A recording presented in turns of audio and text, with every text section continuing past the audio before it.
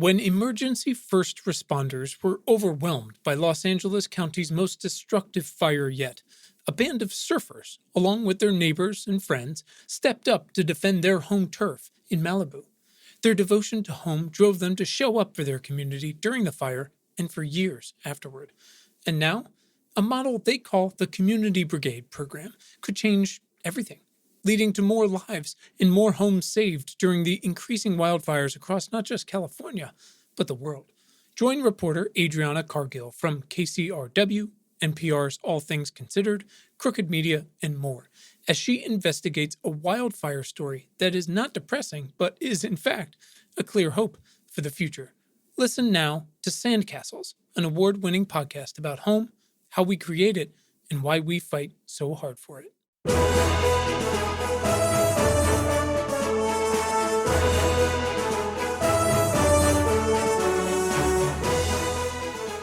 Welcome to Important Not Important.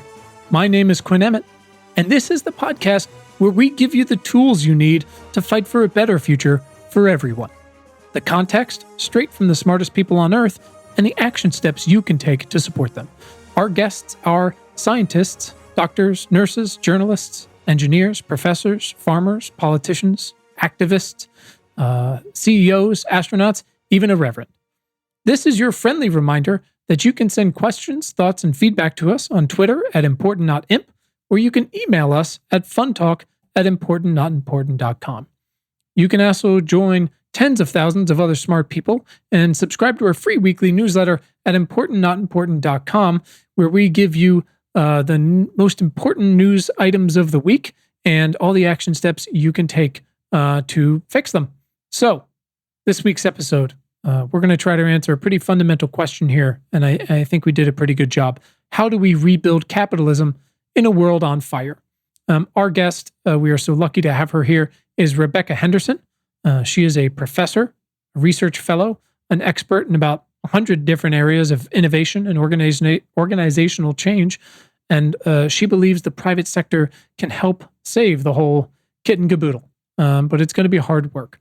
Please listen into this very special conversation to find out how identifying purpose can reinvigorate your company and yourself, and also reverse the plight of the American worker.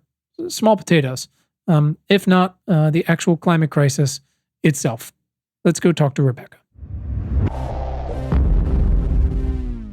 Our guest today is Rebecca Henderson, and together we're going to figure out how to rebuild capitalism for the world, for your company, and for yourself. Rebecca, welcome. Thank you, Quinn. I'm honored to be here. That's very kind of you. Rebecca, if you don't mind, could you tell us real quick who you are and what you do?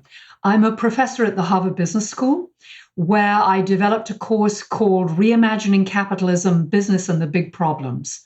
I have 20 years of research into innovation, technology, and change. I ran the strategy group at MIT. But 10 years ago, I came to Harvard. I was convinced that business needed to do something about the big problems facing our society, and I set out to try and work out what. This April, I published a book called Reimagining Capitalism in a World on Fire, which summarizes what I think I learned about what business can do to make a difference in the world. Well, it's pretty timely. It's necessary, timely, and again, it seems like this past decade was well spent. The book is fantastic, and I really appreciate you sharing it all with the world. Thank you. Awesome. So, Rebecca, and a reminder to everyone, our goal is to provide some quick context for the question at hand, and then we're going to dig into some action-oriented questions and what everyone out there can do to fight the good fight. Rebecca, we do like to start with one question. It's a little ridiculous, but it sets the tone. Instead of saying, tell us your entire life story, we like to ask, Rebecca, why are you vital to the survival of the planet as we know it? I encourage you to be bold and honest. You're here for a reason, figuratively and literally. Because we are in so much trouble.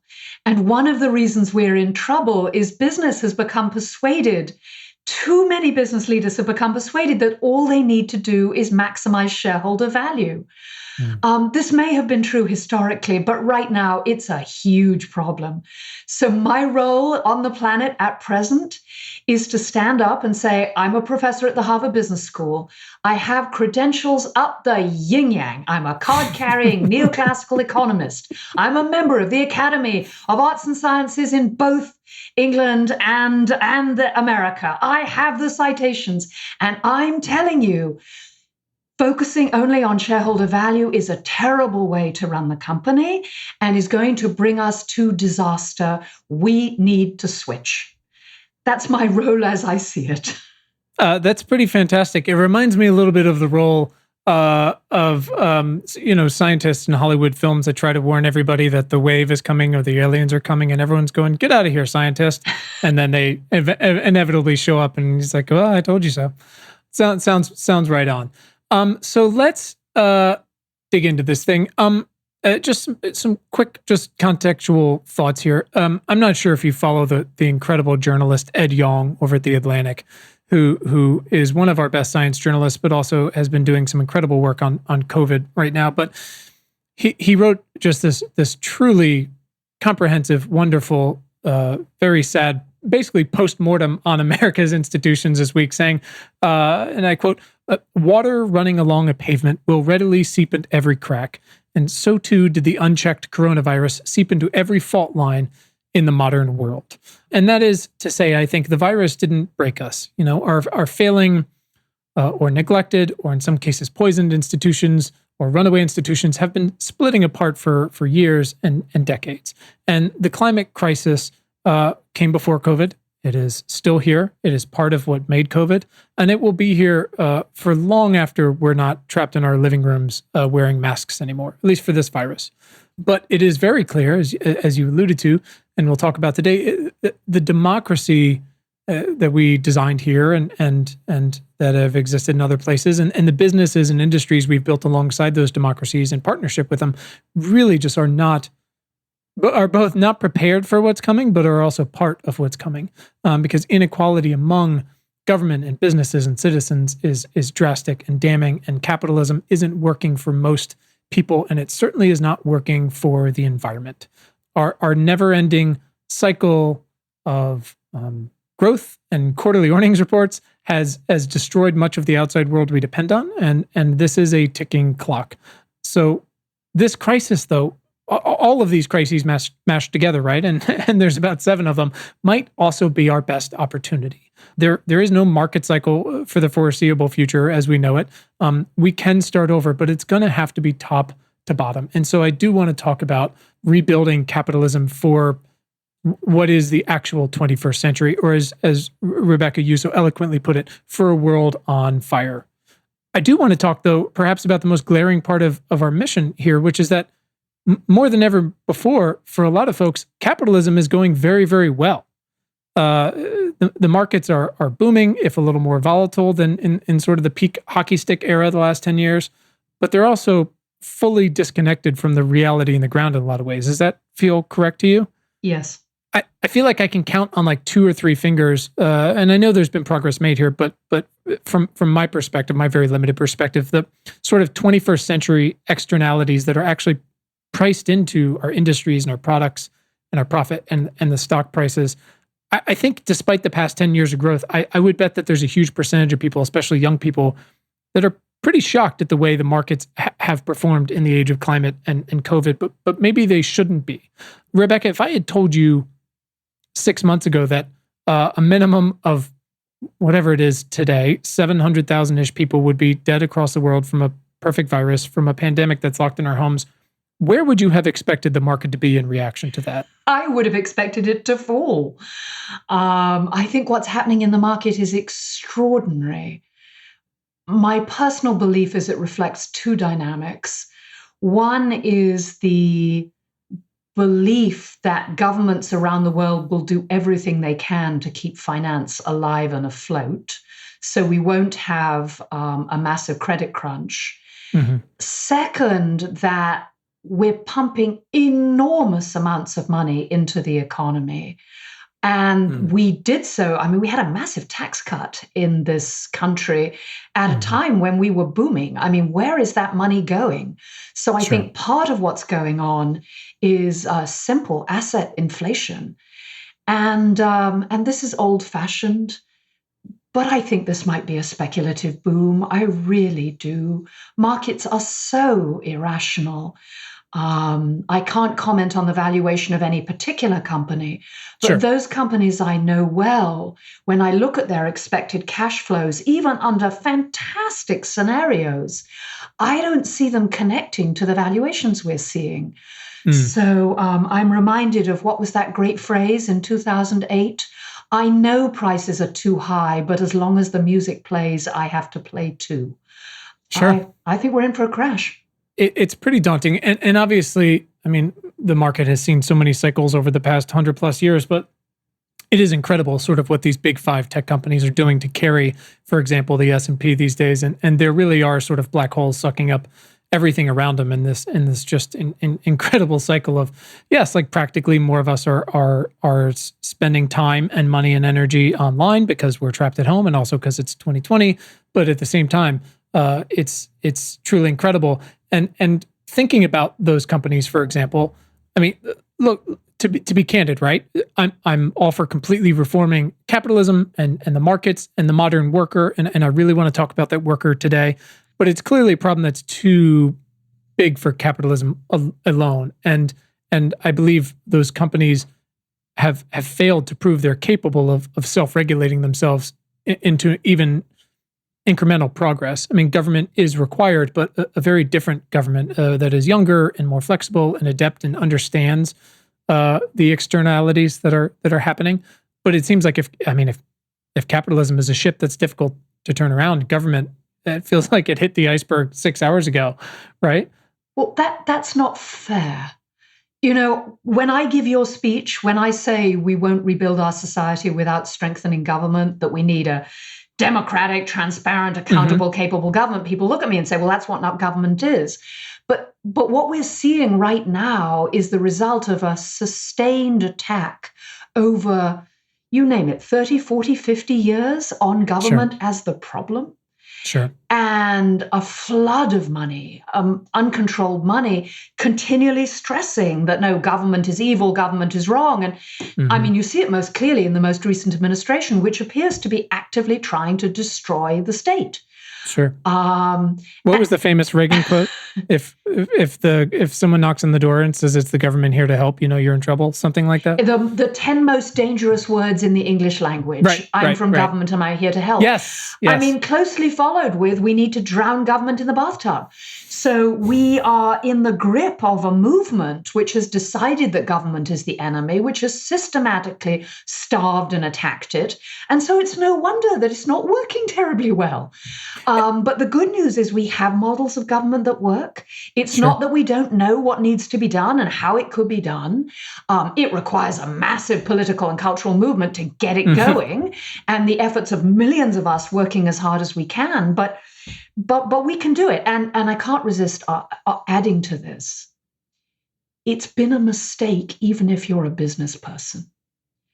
I mean, you know, I think for individual business person, the idea that we just cut taxes, get rid of government, get rid of regulation, I mean, it sounded wonderful. I have 25 years of corporate board experience. I mean, you know, it sounds fabulous. But it turns out that if everyone does that, it crashes the entire system. And I'm meeting more and more business people who can see that. Well, I think it's interesting. And I mean, you talked, I'm trying to remember, and I apologize if it was in one of your papers or your book about how only, I think it was 1/3 of young Americans and Brits feel it's necessary to live in a democracy.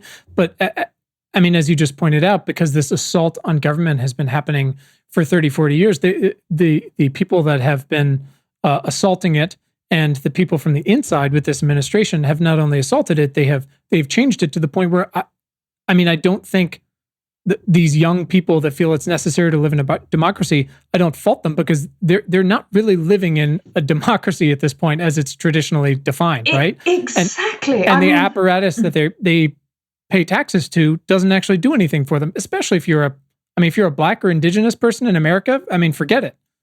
Well, I think this is so important. 70% of Americans said before COVID that the system was rigged against them.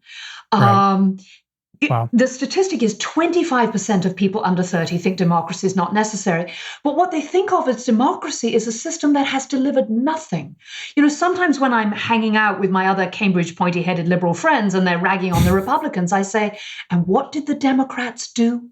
What did the Democrats do for the white working families in Ohio? We Sure. talked a lot about race and social. What did we actually do? Could we go over that again? I mean, I think we're all complicit in this. We're all complicit in this lovely fantasy that if we only made the economy big enough, everyone would benefit.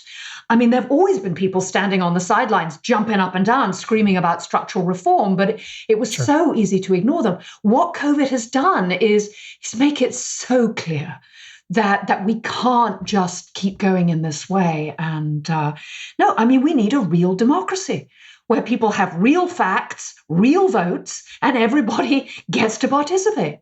No, I think you're absolutely right. And I want to come back to that notion as it is now of everyone getting a vote and everyone participating, because I firmly believe that there are more forces at work against the average young American voter than they realize, and I want to get into that. Let's talk about sort of one of the guiding principles, as I could tell, of sort of your thesis, maybe the North Stars that change in business and certainly government requires purpose and direction.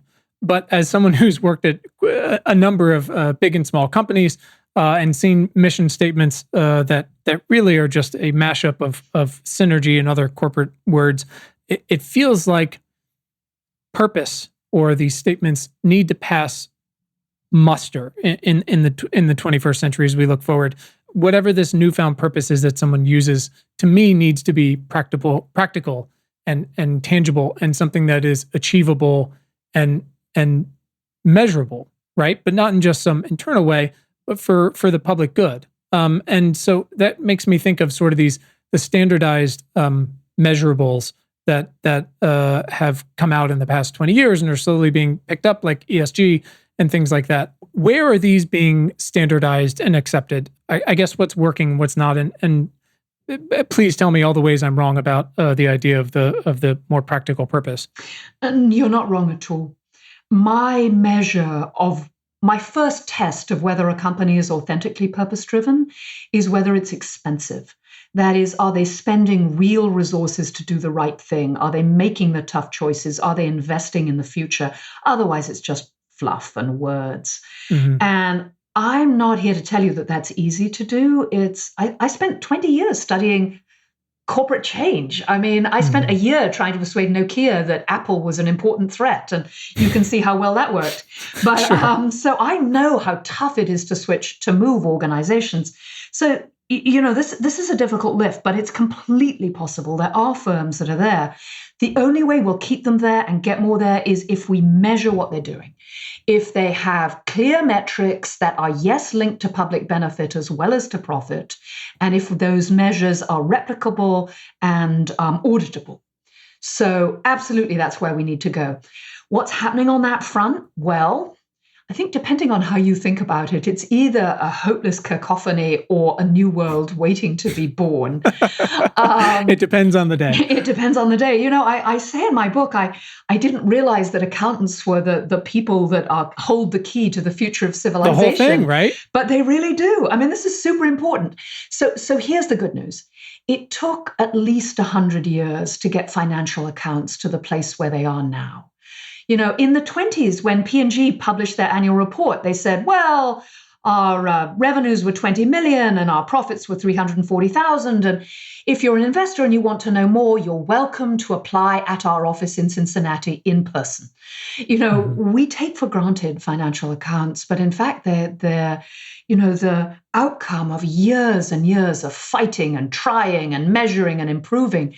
And so I think the really good news is you pick a number, 20,000, 30,000, 40,000 people, including all the major accounting firms, but a whole bunch of other people are working this problem as hard as they can. It's clear that it's absolutely critical, that without it, everything else is just talk. It's not easy, but we're seeing groups like SASB, the Sustainable Accounting Standards Board, which is going industry by industry, working with firms, trying to identify the right metrics, testing them out. We're seeing initiatives like the Impact.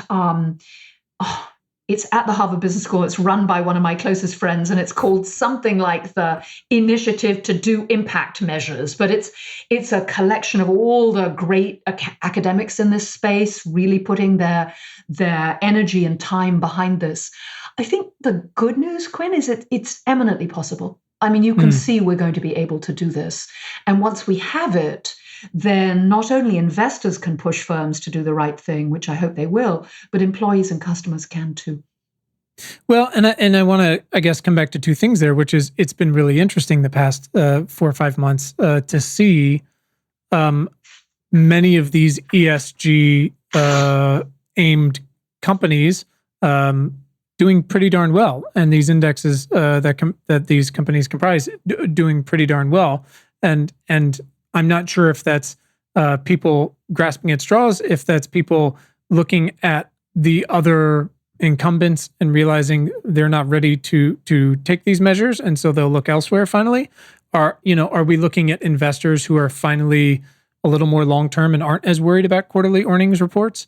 Or is it these companies able to finally translate the definitions from the economy, from their accountants out into these quarterly earning reports so that people are able to understand them better all the way down to the retail investor? I think it's mostly that the big tech companies look pretty good on ESG metrics, and they've been doing very well.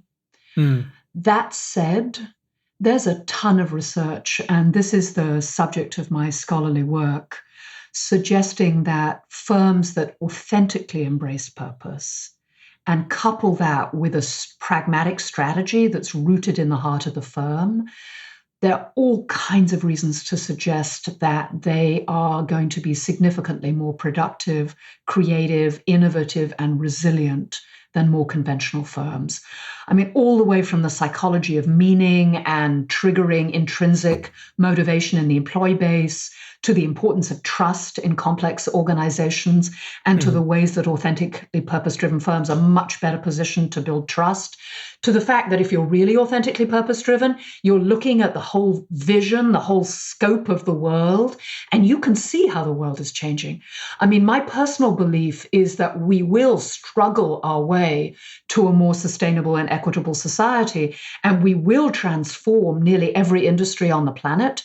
And it's the purpose-driven firms that are out there trying to drive that transformation. And for some of them, they're going to hit pay dirt, and some of them are already doing so. So I think the existing research is really clear that, doing well on ESG metrics and embracing purpose does not hurt performance. I mean, we have cast iron, hundreds of studies that suggest that's true. What we're beginning to see in the data is if you can meld purpose to strategy, if you can really put it in place and act on it. And those places we do have good measures of that, which is not yet ESG, but where we do have good measures of that, you're seeing significant outperformance. And that's kind of the key, right? And I don't think either of us are saying that this is an easy job. No. I mean, the to turn this around, maybe if you're a startup, sure. And I just had a wonderful conversation with the young woman who runs sustainability at Allbirds, who makes those incredibly comfortable shoes. Oh, sure. They're fantastic. But her talking about how sustainability and ESG and things like that are built in from they're in every conversation about product and marketing and strategy and hiring practices and such like that. And that's easier to do as you're getting started, of course. For the larger companies, not so much. I wonder if you could, I loved the part of your book that talked about, and I just frankly forgotten about, what JetBlue went through to get to where they are and how actually early they were going about it. Sure. Oh, I love that story. Sophia Mendelson, who is the Chief Sustainability Officer at JetBlue, is fabulous. So here's what happened. JetBlue was getting pressured because their passengers didn't like the fact they weren't recycling soda cans on the flight. So Sophia was hired to run a recycling program. Yeah, you're the head of sustainability, but really, we've got to get rid of these soda cans. Sure. So, she put her head down. She's wonderful. She put her head down. She said, okay, I get what's going on around here. I have to make money for the company. So, she's very quiet. She's not very quiet, but she's very polite. She started talking to everyone in the organization, like, what's going on? What are your problems? How can I help? And she discovered fairly quickly that she could start saving the company money. So one of my favorite examples is she suggested that every plane take off with less water in the water tank, because it turned out everyone was landing with a half full water tank, and it's expensive to fly all that water around because fuel is the major expense. And so, super simple idea, cut the water tank in half, great. Well, then she started to try something a little bit harder. Okay, well, I see that your major expense is fuel, and volatility in the fuel price is driving volatility in the stock price. Why don't we go out and see if we can get anyone to give us biofuel-based jet fuel? And this is more than 5 years ago. I was going to say, this is not like bleeding edge right now. No, this was pretty ahead of the game. More than 5 years ago. And she went out and she signed a contract. At the time, it was the largest contract ever signed for a flat price, and it was a good price. And everyone's like, whoa, this woman kind of knows what she's doing. That this is good. What else can we do around here? And she kept doing these kind of small things. And then the big effort that's in my book, but you should talk to her now. There's no stopping her. I would love to. Yeah, I love it. But the big thing that's in my book is she went to investor relations and said, well, can I help you? And they said, well, no, it's sustainability, we don't care. And she said, what's your problem? And the investor relations people said, the problem is people keep coming in and out of the stock, that we have mostly hedge funds and short-term oriented investors. And we want long-term oriented investors because we think we're building a firm which is all about treating our employees well, going the extra mile for our customers, and really building a different kind of airline. And we can't seem to tell that story. And she said, well, you know what you need? You need SASB. You need the Sustainable Accounting Standards Board. I love it. And, we need the measures. And so, she was the first airline in SASB, and she put the metrics in place, and she trained the investor relations people like how to have those conversations. And they love her. She changed who knows what really changes the composition of the stock. But when you look at the data, it's very clear. The number of long-term investors in the stock went up significantly. Volatility of the stock went down. I mean, and everybody loved her. So her approach has been like, what can I do to make this company more successful? And what she says is that now she's done it. Now she has this language of sustainability, and she has some things under her belt. Now she can begin to do much more. That just as your friend at Allbirds says it's part of every conversation, that's beginning to happen at JetBlue. Which again is not an easy thing. No, super hard. I'm talking about a 6-year journey, an incredibly energetic, thoughtful, and smart person. But she was working with a firm whose values at bedrock were pretty good. And I think that's very helpful. How do you feel like our fictional company X can translate their new purpose down into the ranks of the workers? How do they earn that trust? Because it's not, again, pivoting backwards, it's not just about performing ESG on the outside for your earnings or your bottom line or the markets, but internally as well. And part of being a happy employee and a productive employee means feeling valued and feeling challenged and productive. And that obviously starts with, and a lot of places don't do this, actually paying them a living wage in money, but also in benefits like parental leave, and to challenge them so that they can be invigorated by this new company-wide shared purpose, spiritually, but also practically down to the worker. How do we find that best trickles down? So Please. To me, it's not about trickling down. It's absolutely fundamental. The phrase I use in the book is high road employment practices.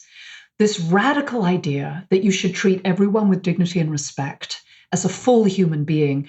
One of the firms I know of that does this talks about everyone is someone's precious child. The full realization of everybody's humanity.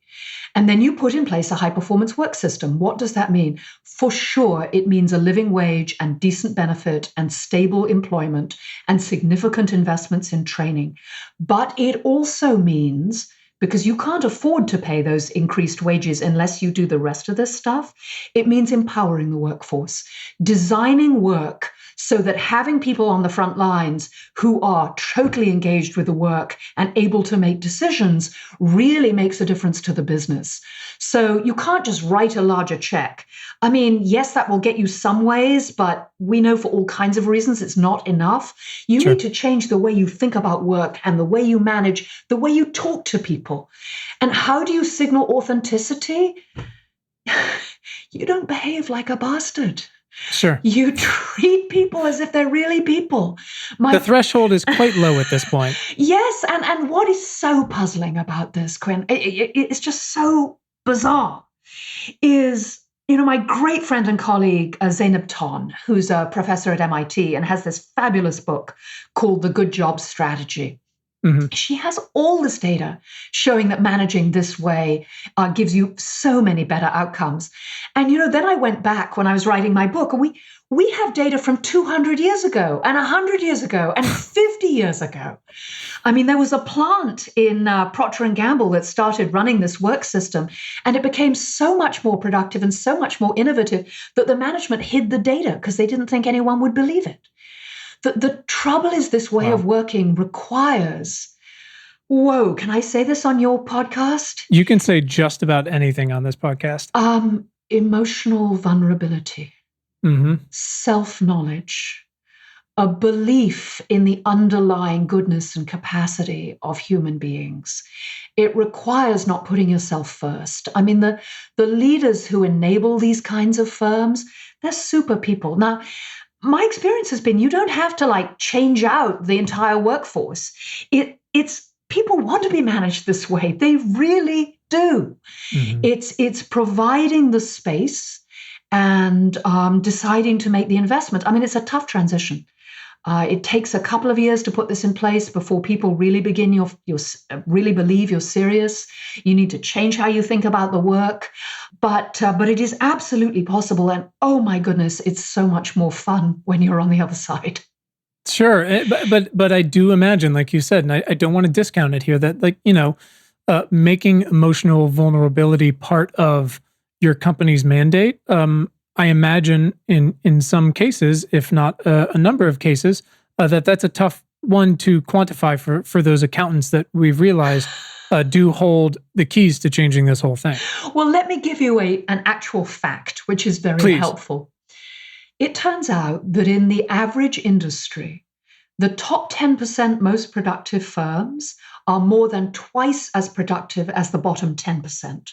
That is, they take the same inputs and they produce more than twice the output. I spent 20 years in windowless conference rooms at the National Bureau of Economic Research trying to make this result go away. We all thought it was measurement error, that somehow if you could control for differences in capital or differences in human capital, educational levels, where the managers were trained, maybe it was price cost margins and some firms had mini monopolies in the markets they served. Controlling absolutely everything, the result does not go away. It's now a standard result in modern economics. Empirically, the theorists are still like, what is this? Right. Because it turns out that management really matters. And, my colleagues, John Van Reenen and Nick Bloom, who I think will get the Nobel Prize for this work, got measures of productivity and measures of management practice from thousands of firms across the whole world. And the result is absolutely there. And it's correlated with high-performing teams, with strong levels of communication, with high investments in training. I mean, it looks easy. If I showed you the list, you go, no problem, just do it. Toyota's been doing it forever. Oh, God, forever. You look at that list and then you watch firms try and do it. And without a real commitment to values and purpose and to people, you can't make it work. You have to have super high levels of trust in the organization. And, our dominant management mode, which is, excuse me, we're in this for the investors, and most particularly, we're in this for me. I'm in charge. The rest of you are minions, is not a great way to manage this way. Sure. And gets you into all kinds of trouble. And that's, of course, I try to keep coming back to the things that are built into now our society after this 30, 40-year push and our economies and our industries, that these ideas and these measurables and these progressive companies are fighting against. And there's things like CEO pay is mostly tied to stock price, and stock prices are for some of these companies, out of control. And so, the workers are making, nowhere near the same percentage as they were 25 years ago, 30 years ago, as the seaboard in these companies. And that's hard when all we see, like you mentioned, the tax cut from whatever. God, what was that now? I mean, time means nothing at this point. But was it two years ago? And what do we mostly get? Buybacks. Right. The American worker is still just suffering for the most part, it seems like. And the case I keep trying to make is this is a problem for business. Part of the issue is many senior people spend their times in a kind of bubble. They travel on jets, they meet people like them. When you meet them, often their heart's in the right place, they think they're doing the right thing, but, it's burning out there. One of the things I've learned as I've been talking about my book is how many people want to throw capitalism out the window. Sure. They say to me, why should we reimagine it? Why don't we just get rid of it? And I tell groups of business people, we keep going this way. Where we end up, you are not going to like. I mean, unchecked climate change is going to be an economic disaster, but Sure. the social costs and political costs of continuing to flaunt your wealth and do nothing about people who are struggling to hold body and soul together and working just as hard as you are. At much less interesting and engaging jobs, may I say. Sure. This makes no sense. Now, of course, that means we have a collective action problem, right? Business as a whole would love it if we rebuilt our institutions and put the right rules in place, I hope. It's trying to persuade business to act on that collective case that's tricky, but I don't think it's impossible. I don't think it's impossible either. And again, I come back to a few things. One is, which, again, it's hard to say to people like, look, we can make democracy work for you. And them going, well, I'm under 40 and it's never worked for me. And I feel like it's important to point out to them, like, yes, but this isn't democracy. That's why it hasn't worked for you, is because this is the thing I'm trying to sell you is not the thing that you've been experiencing. It's something entirely different. And so it does take rebuilding it from the way it was supposed to be, which is where you actually have a voice in the matter. And for instance, for a company, you actually, if you're a worker, you're part of the workers who get to add a few seats to the board instead of, you look at something like Facebook where Zuckerberg has basically unlimited power, and the employees can be incredibly unhappy about privacy or about climate or about all the racial artificial intelligence stuff that happens there, and it doesn't matter. They have no power. For sure. I think the good news, and I'm sure you do this, is there have been times and places when both capitalism and democracy have worked much better. The examples I like are Germany, post-World War II. Sure. I talk a lot about Denmark. But, I talk about the US in the 50s and 60s and 70s. Now, when you do that, you have to put a big asterisk. You have to say, without all the racism and misogyny, but if you can imagine. But at the time, General Motors had a stakeholder chart in their annual report. Here's the value we're creating for stakeholders. The idea that the jobs they created should be good jobs was taken for granted. The idea that business should sit down with unions and try and work out a way that worked for everyone, that worked very well. Now, when I say unions, people freak out for all kinds of good reasons. But when you look at Germany and how they've been able to use unions to force real investments in training and in apprenticeships, when you see average levels of wages, I mean, Germany is a manufacturing powerhouse. They've created so much value. And how did they do that? By making nearly everyone in that society fully trained and doing a job that they loved and really, really making a difference. And people say to me, well, the Danes, Denmark's small and the Danish have this wonderful culture. They all love each other. And I say, well, you should read a bit more about late 19th century Danish history. The Danes are just like the rest of us. They got to the place where they are now because in the late 19th century, they just lost a major war. Capital and labor were completely at war with each other. The country was falling apart. And one of the business leaders said, wait, this is not working. Let's sit down with labor, with government, and try and build a society that works for us. And they've had 100 years to practice doing that. And my goodness, they're in a much better place. So yeah, it takes time. It takes time. No, there's no magic bullet. We cannot snap our fingers. And we are badly off course here in the US. It's going to take a while to get back on track. I want to just talk for a minute again, because I don't want to, I want to say clearly, like, I do believe that these things are possible, in part because of the ticking clock. These are not optional things anymore. Rebuilding capitalism and rebuilding democracy, they have to happen or it's kaput. I mean, we're already going to have mass suffering as it is. And a lot of places already are in that place where we're seeing, we have to pick the cities we're going to abandon, et cetera, et cetera. But I do always want to be sort of objective, and especially in our sense of trying to stand in for our audience. And I woke up... This is something nobody should ever say, but I woke up this morning thinking about the Koch brothers.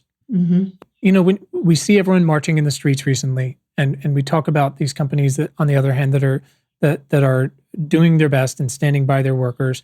But you've mentioned before, and again, I apologize, I can't remember if it's in one of your papers or speech or in the book, but how one of the traits of an extractive political economy is influential but opaque interest groups. Is that did I get that correct? Absolutely, you did. I've kind of always felt, but even more so than ever these days, I really feel like most Americans don't understand how pervasive that is here, and how little control the young American voter has. What they're really fighting against.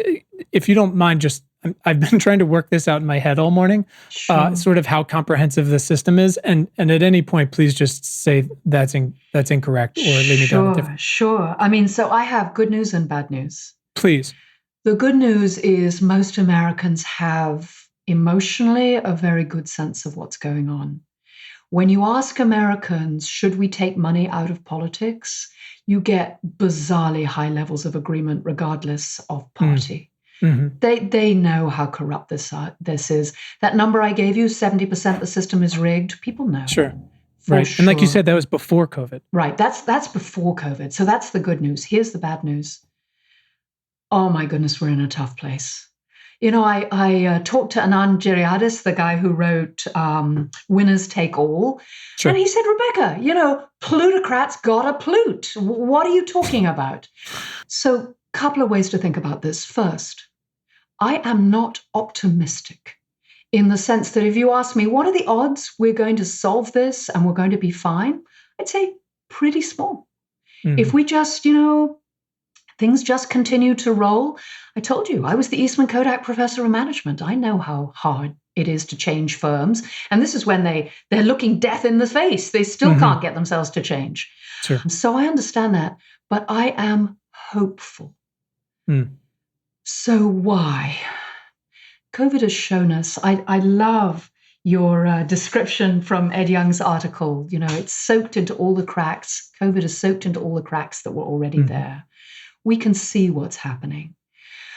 The reason I continue to believe that it's important to talk about business as part of the solution is that it's really important to split the elite.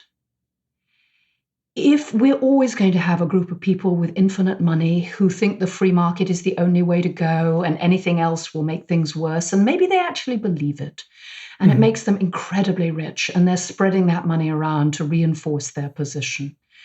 But there are thousands of business people and hundreds of CEOs of very large organizations who can see that where we're going is the road to nowhere. I think, I was talking to a bunch of CEOs in January before COVID, maybe 90 people in the room. There were 2 women. When I first walked into the room, I lost it for a moment and I said, "Are there no women in this room?" Which you're never supposed to say, but actually said it because it was so male. It was so old. It was so white. And I started talking about climate change. And I was teaching a case about, I think it was about Unilever in the tea business. And, you can make money and do well and purpose is the future. And I promise you, everyone in that room was sitting back with their arms crossed, when can we get on to the next lecture? And this was so bad that about halfway through, I just lost it. And I said, "Tell me, what do your children think about climate change?" And everyone in the room lit up. They leant forward and they started talking with another part of their mind. It was so interesting.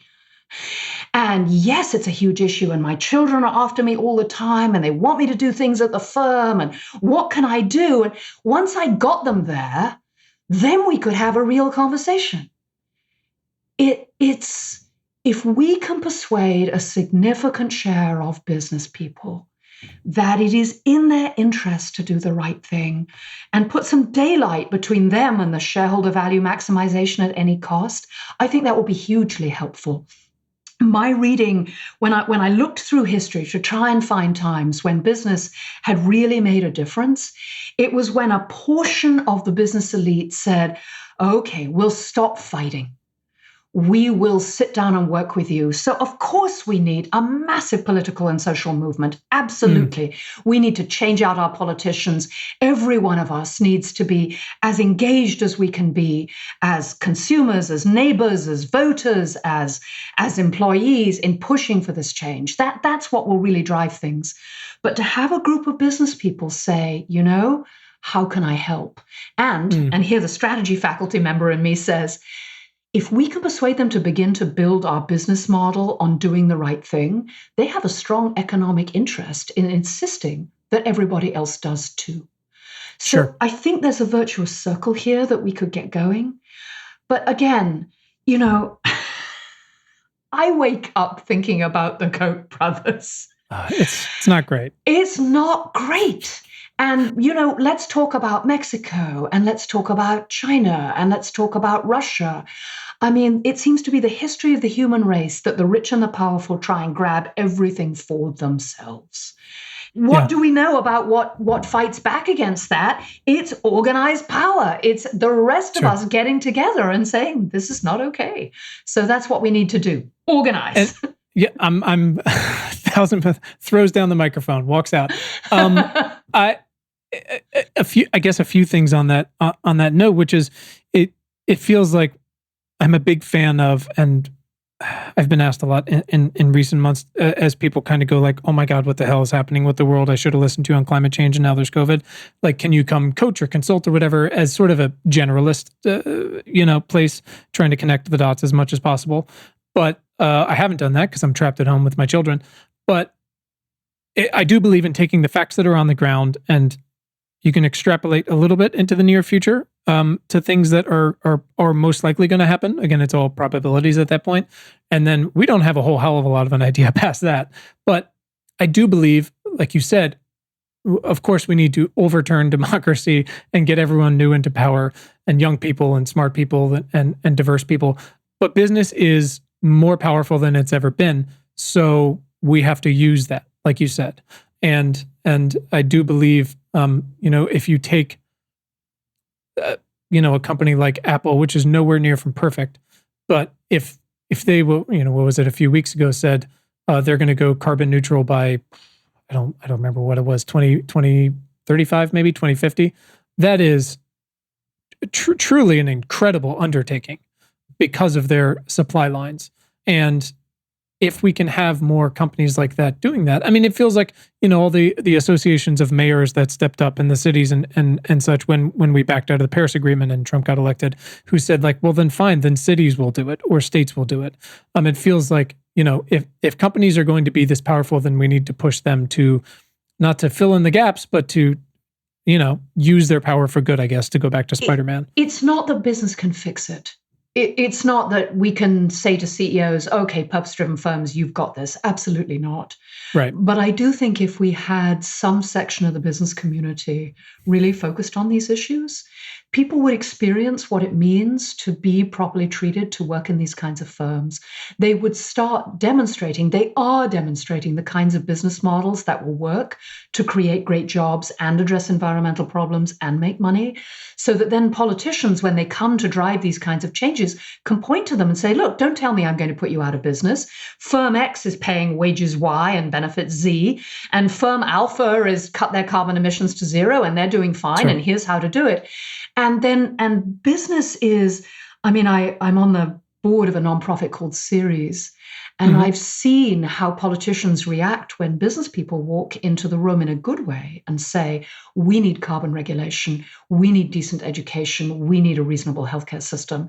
It's very helpful to have business in moving in this direction. And so many people spend so much time at work. Imagine that at work, the people around you are talking about the big problems and how they can be fixed, and Sure. really sharing the data. That I think could make a real difference. And that just, to me, comes down more and more to, especially with these younger generations, listening to your workers, right? And remaking the American worker a stakeholder in the business and the industry and our economy. Absolutely.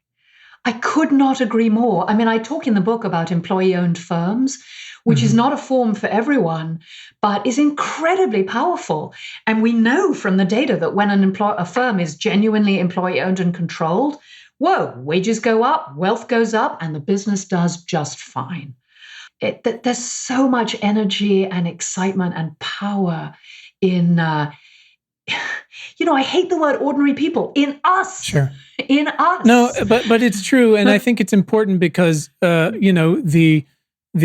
America, especially these days, has become a system of castes, and again, coming back to the Koch brothers, they haven't just, and so many others like them, they're just sort of the figurehead, the bad final boss of this dark money side of it, but they haven't just campaigned to take everything for themselves. They have outright, in such a comprehensive way, spent decades reducing the status and the power of the ordinary American, literally from birth, right?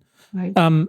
And of course, again, everyone is affected, but especially Black people and Latinx people. Oh. The average American, right, is born healthy, less healthy than other developed countries on average, but because our healthcare system's a nightmare, but better than much of the world. But their parents can't take paid leave from their hourly job, so probably only one parent works. So they can't send them to preschool because we don't have universal preschool, but they can go to public elementary school, which is probably not that good because people like the Koch brothers have destroyed public education in availability and quality. So now that student is less prepared for higher education, right? And less prepared for knowledge work, which seems to be the only thing that pays. But they've also funded these efforts to cut taxes everywhere. So again, the corporations have spent so much more on buybacks than on their workers that wages haven't gone up to match healthcare or to match college funding. And you haven't mentioned actively smashing unions. Of course, no. Research suggests that, without unions, it's super hard to keep wages, or buying politicians who would keep minimum wage laws low. Exactly. Or turning a blind eye. This is a crazy thing. I'm British. And when I first learned that every town funds its own educational system, I was like, you're kidding, right? Oh, God. Because that means if you're born in a poor place, you have crap education. Yeah, and it just how does that get better? It doesn't, right? It doesn't. But it's crazy because oh my God, it's like so you've got all the reduced taxes and then the tax cuts of a couple years ago, but these have been going on for so long. That means reduced government income, right? If we're coming back to the ordinary person, we just did a conversation on how one of your fellow Brits did this incredible, groundbreaking investigation on how drinking water is unaffordable for so many people in America. Drinking water, the one thing that everybody needs, right? And part of that is because there's reduced government income because there's reduced taxes. And so our infrastructure is a complete nightmare. Right. So this average American worker, the ordinary person you mentioned, and I swear this ties into like how to reform business. They're less educated. They're less able to participate in capitalism because they can't afford any of these stocks. They eat less healthy food and drink less clean water. They stay in their job because the only way to get health care, I mean, Obamacare is a mess. The only way to get health care is to have a job and to pay off their student loan debt. So they're not getting ahead or anything. Like you said, unions don't exist, so they can't actually fight for higher wages or benefits in any way. And all the politicians are totally bought already. I mean, we have these incumbents for 60 years. And listen to what you're saying. Business has shot itself in the foot. Because then when you turn to the workforce, and half the workforce is going to be people of color very quickly. Half the consumer base is going to be people of color very quickly. But if you've turned a blind eye to the fact that, so many people in this country have no chance of making good or building a decent life for themselves, you're like, what kind of country do we have? What kind of workforce do we have? What kind of market do we have? This is so short-sighted. It makes me so heartbroken and so angry. I hardly know what to do. You started a podcast. I wrote a book. Yes, I know. I always joke. And of course, we're very proud of our work here and we're very proud of like any difference we can make. But I always joke, like my children are going to grow up and say, Dad, when the world was on fire, what did you do? I'm going to say, well, I started a podcast. But no, look, I want to turn it back to where you were. Forgive my long rant there, which is what I literally woke up this morning thinking about. But this system has been designed, to be clear, by guys who look like me for 100 years. It has been designed to reduce the American citizen and workers' role in democracy and capitalism. But these workers, they don't want to leave. I mean, some want to leave America. Most don't want to leave. For the people of color, they cannot. They want it to work, right? For her, for her parents, for her children. One of my favorite conversations was with the now editor of the Boston Globe opinion section, Bina Venkataraman, who said, we have to find a way to be better ancestors, right? And we're counting on this next generation because all the boomers are about to retire, right? But if this worker, excuse me for 1 second, as fucked up as everything is, if she gets a job at one of these new purpose-driven companies we've talked about today, she will live an entirely different life, from paying her bills to working towards practical solutions for water or climate change or clean energy than the one described above. And to me, that is why business can take this leadership role. So that's why I do this work, because, the system is one thing, but if you work at a firm and you have some power, you have the opportunity to change the lives of, 20 people, I'll take it. 50 people, 1,000, 10,000. Sure. Really, you said it. These jobs are quite different jobs. And it's not just the pay and benefits. It's the respect. It's the power. It's the knowledge that you're making a difference where you work. People need dignity as much as they need food. Now, I'm not knocking food and, not living hand to mouth. But the whole package is what's needed to make a whole human being. And we can do that. We have the technology, we have the resources, we have the wealth. Of course. I mean, we do. It's just that only a few people have the wealth. Would you say to that young woman now in 2020, 5 months into COVID with the climate crisis barking down our back, but knowing what you know about the ESG that has these companies and these indexes that have proven all the studies that show that these companies do better and that more of them are coming and that there's from JetBlue to Allbirds, would you say this young worker, is she going to get the opportunity to work at one of these companies? And what will it take from the rest of us to help her do that? Statistically, it's going to be hard. We're still at the beginning. Maybe 5% of companies, maybe 10%. But it's not zero. So I think in her lifetime, odds are very good she'll get that chance. And I'm doing everything I can to increase the odds. And I know thousands of people who are trying to do that too. It really feels to me as if COVID may have opened a door that we can no longer kid ourselves that things are okay, they're not okay. And so many people are moving and trying to make change. And we can see the path, and it's profitable. I think we can do this. Mm-hmm. I hope so. on that note, I want to talk about these specific action steps that our listeners can take to support this mission of yours. That is might be the only mission that's worthwhile, because we have to save the place. And as we like to say, some semblance of using their voice, their vote, and their dollar.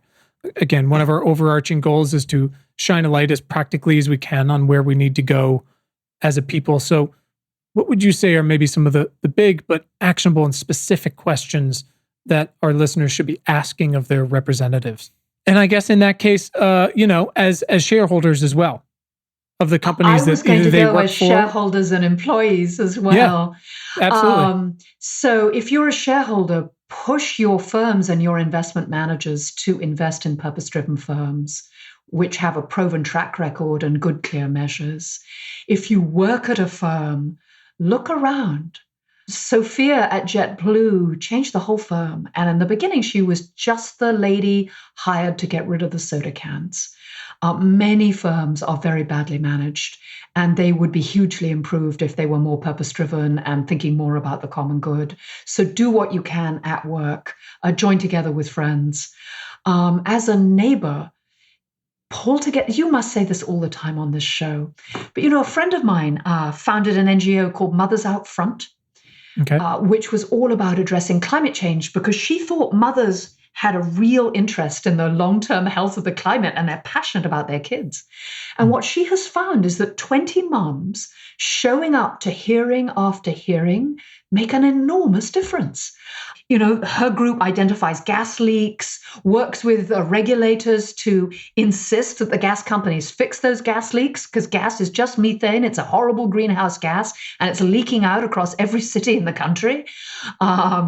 Insist that your representatives put in place decent regulation to make sure we head off climate change. I'm sure you've had other shows where you've talked about the details, but essentially it should be expensive to burn fossil fuels. And as soon as we do that, we can really transition the economy. But, insist on minimum wage legislation, on paid sick leave, on decent childcare, on the right to unionize and to get together with other people so that you can argue for your rights. And insist, please, the most important, on free elections. Let's get money out of politics. Let's make sure that gerrymandering is illegal. Let's enforce the Voting Rights Act. Let's make sure that everybody has a vote. Because all the policy ideas I could give you around education and health and so on will mean nothing if we don't have the politicians in place who can elect them, if we don't find a way to fight back against the power of money. And I'm a big fan of a wealth tax myself. Perhaps it's okay that Mr. Gates himself is rich beyond the dreams of avarice. He did create a lot of value, but I'm not at all clear why his children should be that rich. To be fair, Mr. Gates shares my opinion, but excuse me, why are the Walmart children between them richer than the bottom half of the American population? What did they do? Why should they have that much power? I really don't get that. Yeah, I'm firmly with you. And again, I think it all comes down to, look, voting still works, but it's pretty damn hard to come by at this point. And again, you want to go back to the Koch brothers, like one of the biggest things they founded. I mean, how difficult it is right now for a Black person, a brown person, a Latinx person to vote, all the way from getting time off at their hourly job to having, 4 voting locations where there used to be 400. It's a national disgrace. I mean, it's a disgrace, and it feels just as CEOs step up and say LGBTQX discrimination is not acceptable, every business leader in the country should be standing up and saying voter suppression is completely unacceptable. Yeah, it just feels. I mean, and it's crazy. It does feel like we're in, we're on the plains of Mordor here a little bit, in the sense that, it's 2020 and redistricting and gerrymandering is on the line, and climate change is on the line, and we're fighting with one hand behind our backs because all these people can't get to their voting locations or they've been stopped from registering to voting. But we have to win it. We have to win it anyway. And the thing I come back to is we have to win it because we have to, but we have to win it also because should we win it, there is such an incredible future ahead the things that are possible as far as there's so much of the climate crisis and carbon that is baked in, of course, but the things that are possible from clean energy to medicine are really astounding, and we just have to get there. It's amazing. So, yeah, I mean, we need to change the current administration. We really need to change the current administration. But we have the science and the technology to build a world that works for everyone. We'll never be able to heal the planet completely, but my goodness, we can go a very long way. I was a professor at MIT for 20 years. The technology I see is out of sight. If we can find a way to put it into place, we can build a truly just and sustainable world. I'm with you. I'm there. I'm ready to do it. Listen, Rebecca, I know you got to run soon. I won't keep you for more than another couple minutes. If you have any other, first of all, thank you for all of your time and everything you're doing in your incredible book. If you have any recommendations for other world-changing humans such as yourself we should talk to, please feel free to send them to me. We always love recommendations. Last couple questions, and then I will get you out of here. I swear they're quite quick. Rebecca, when was the first time in your life when you realized you had the power of change or the power to do something meaningful? It's so mundane. The first time one of my students sent me an email saying, Rebecca, I used what you taught me in my company and it made a real difference. That was like the best moment, and there's still the best moments. When people tell me that something I said was actually useful. That's pretty special. I mean, I'm the son of a teacher and of a public school teacher, and you know, you really can have all of the influence in the world in the most wonderful way. Yeah. Doing that. Rebecca, who is someone in your life that has positively impacted your work in the past 6 months? It's hard to choose. I've met so many amazing people on this journey I'm on. I think the person who's had the most impact on me is a British economist called Kate Raworth. Okay. She wrote a book called Donut Economics. Oh, I love that book. I love that book. I was on a panel with her. She is totally amazing. There's something she says I don't agree with, but her general sense that, like, excuse me, we have to completely redo the structure of the economy. We cannot go on cutting down all the forests, poisoning the oceans, and treating people like dirt. It's not going to work. She's so direct. She's so funny. She captures the ideas so quickly and so well. And she's really given me a shot in the arm, which is to say what I really believe, even if it's a bit radical and people are going to disagree, because we don't have any time. And we have to change the world. So I love meeting Kate. It was just 20 minutes on a shared panel, but that's what I really remember as I look back. Oh, that's fantastic. Well, I'm so glad she's enabled to go forward with your sword of fire, to tear into this incredible issue. On the subject of the ticking clock, Rebecca, what is your self-care these days? What do you do when you're like, that's enough fighting for a good world today? I'm reading all the Harry Potter in sequence. Nice. Watching the movies when I get to the end of the book with my husband and son. And we are having so much fun. That's my 7-year-old's doing the same thing right now. Well, I'm not ashamed. Please don't be. I just reread them a month ago. There's something about stepping into a controllable world, and such a wonderful world, and a world where good wins in the end. So it's just nice. So that's my major self-care project at the moment. I love it. I exclusively read fiction at night these days because, like you said, it is a controllable world, and it is not this one. Last question. If you could we have an incredible list of book recommendations from past guests. They're all up on Bookshop. People can find that in our show notes. But the question we usually use to guests to drive that recommendation is, Rebecca, if you could send one book to the President of the United States, what book would that be? Why Nations Fail by Daron Acemoglu. Perfect. We will add it to it, and I'm sure he will, not understand it. But that is a good one. Rebecca, where can our listeners follow you online? I'm Recap Rebecca on Twitter, and I'm active on LinkedIn. So you can just find me Rebecca Henderson on LinkedIn. Fantastic. Rebecca, I cannot thank you enough for your time today and your thought and all the work you've put into your years of teaching and this book, this great sum of all the parts that makes all of your wisdom and the operable wisdom so much more accessible to so many more folks. And I'm excited to use it as a blueprint going forward. Wow. Thank you for your kind words, Quinn. You know, in the end, none of us are going to make any difference. We're all just pebbles, stardust in the wind. But it's pebbles that start avalanches. So I think we can change the world. Thank you very much for all you do. Absolutely. Thank you so much. And we will talk to you again soon. I'll call you after the world is saved. It'll be great. We'll have a party. It'll be fantastic. Take care, Rebecca. Thanks. Bye-bye. Bye. Thanks to our incredible guest today, and thanks to all of you for tuning in. We hope this episode has made your commute or awesome workout or dishwashing or fucking dog walking late at night that much more pleasant.